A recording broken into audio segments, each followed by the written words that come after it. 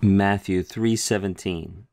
Kai idu, phone ek ton uranon, legusa, hutas estin ha huiasmu, ha agapetas, in ho eudakesa. Here we continue to read about the events surrounding Jesus' baptism. And behold, a voice, and the implied verb here was or came from the heavens, saying, notice how this verb here, this is a participle, right? And that ending is feminine nominative singular to match the feminine nominative singular noun phone. This is a voice which is saying, and participles of lego often introduce direct speech. This is my son, the beloved one. It's also very possible that this should be taken as an attributive adjective modifying huios. This is my beloved son, in whom I am well pleased. That last word there is from the verb eudakeo. Eudakeo. Maybe you know the word dakeo. Dakeo means to think or to suppose.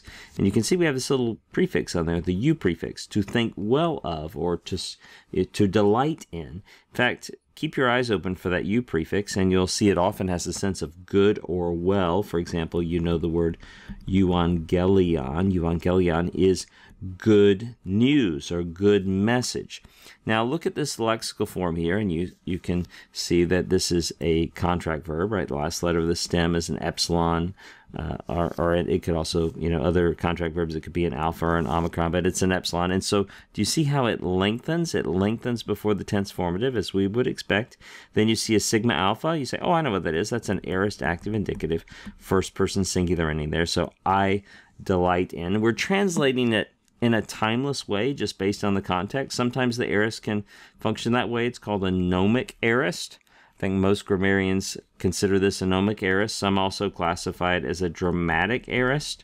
There's quite a bit of discussion in the commentaries as to why this is an aorist form. I encourage you, if you're interested, take a look at that.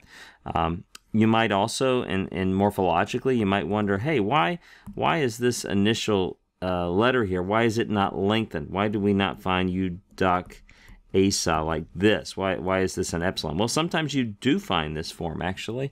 If you look it up at a good lexicon, I'm glancing right now at BDAG, and yes, indeed, it gives this as sometimes the aorist form is found this way, but sometimes when you have a preposition, you have a prefix, that u prefix on the beginning of a verb, and normally you would expect an augment to show up, and it doesn't change.